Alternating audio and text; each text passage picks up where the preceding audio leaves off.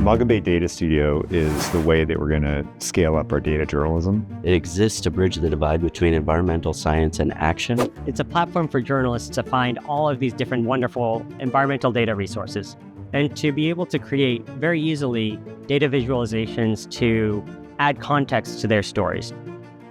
Data is just data until you turn it into actionable information. Manga Bay Data Studio is going to help take that data and distill it into information that reaches the right people at the right time, enabling them to make decisions about the future of our planet.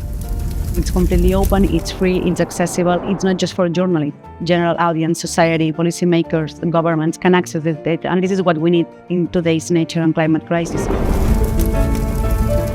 About 15 years ago, there was like a perfect storm where there was lots of data being released, being available. So a lot of people have worked in this project, from project managers, designers, programmers, scientists, obviously journalists and storytellers as well.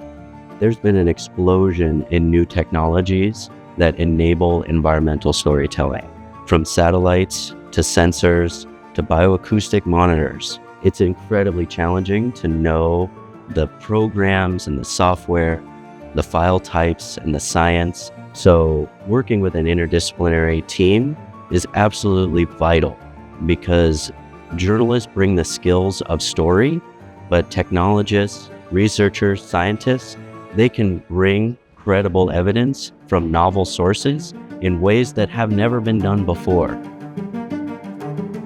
The most exciting part is that these technologies enable people to tell stories. People without necessarily a lot of technical background can use them to tell stories. What environmental data can do is make the invisible visible. One of the first times I started working on environmental reporting with satellite information was in the Peruvian Amazon, where I was able to see from space the vast scars from illegal mining that are stretching out like fingers across the landscape. When we were able to go into the field and find the people who were responsible, that story became very real.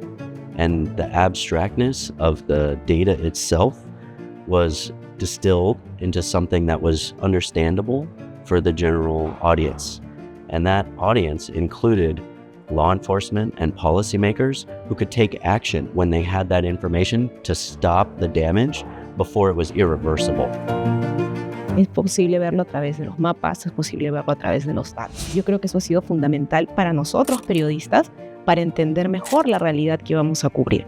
Pues a partir de esos mapas, por ejemplo, hemos empezado a ver nuevas comunidades a las que debemos ir, nuevos territorios que no habíamos mapeado, que estaban en peligro, y entonces uno puede tener mejor idea de la vulnerabilidad de esas comunidades indígenas perdidas en la Amazonía y que están luchando ellas solitas por tratar de proteger sus bosques, por tratar de proteger su territorio.